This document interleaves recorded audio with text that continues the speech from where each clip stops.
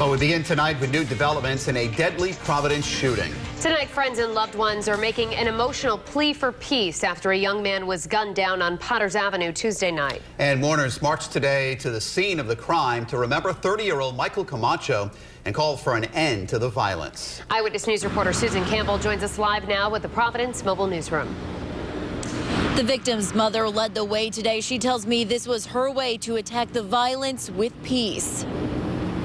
Why we had to say, stop the violence! Through her broken heart, Nancy Camacho marched for peace in memory of her son, Michael. Well, that I don't want any more parents to pass what I'm passing, myself and my whole family. This violence had to stop. Michael Camacho was shot to death Tuesday night while he was driving down Potters Avenue in Providence. After shots were fired, Camacho's car crashed head-on into another car, injuring 2 others. It was a good guy. He has his defect like everybody else. But I know that a lot of people, they used to love my son. It's an important message. Now Camacho's friends and family hope their cries for peace, starting with this rally in Roger Williams Park, will spark a change in the community. They need a message of hope, and they're not going to find it in the streets. Christian Estremera grew up with Camacho and says he prayed often for his friend. Michael was the type that, he found love in the streets. He loved his brothers. He would give his life for his brothers. And I believe that is not the way. There is a way out. Michael Camacho was 30 years old, the father of 2 girls. His death, one of 19 homicides this year in the capital city. So far, police haven't made any arrests in this case. Coming up, new at 6, I asked the victim's mother what she would say to her son's killer. Live with the Providence Mobile Newsroom, Susan Campbell, Eyewitness News. We begin with the latest developments in a deadly shooting. Today, friends and family of a man killed in a drive-by shooting rallied in Providence for peace. Police are still searching for a suspect in the homicide of Michael Camacho. New at 6 tonight, the victim's mother tells us what she would say to her son's killer. Eyewitness News reporter Susan Campbell joins us now live from the capital city with the Providence Mobile Newsroom.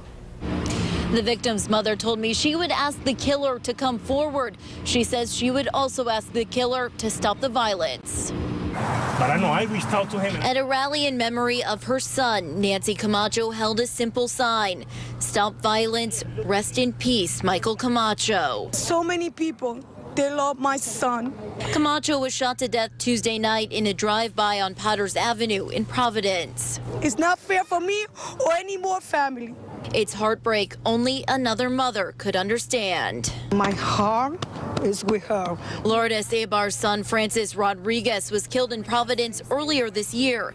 Today, she joined in the group's cries for peace. We need more people to care for our children. Stop the violence! That's why Nancy Camacho led the way down Broad Street, calling for change. What would you say to the person or people who did this to your son? So they need to think what they did. They have to feel sorry what they did.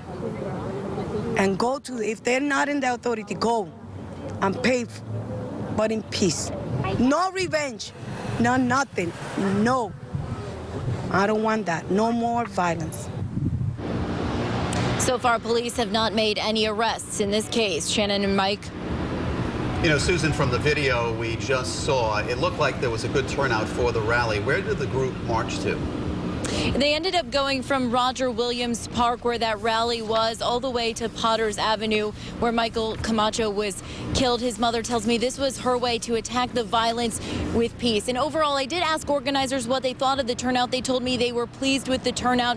And as you did see in that video, it was a very peaceful march to Potters Avenue. All right, thank you, Susan Campbell reporting from Providence.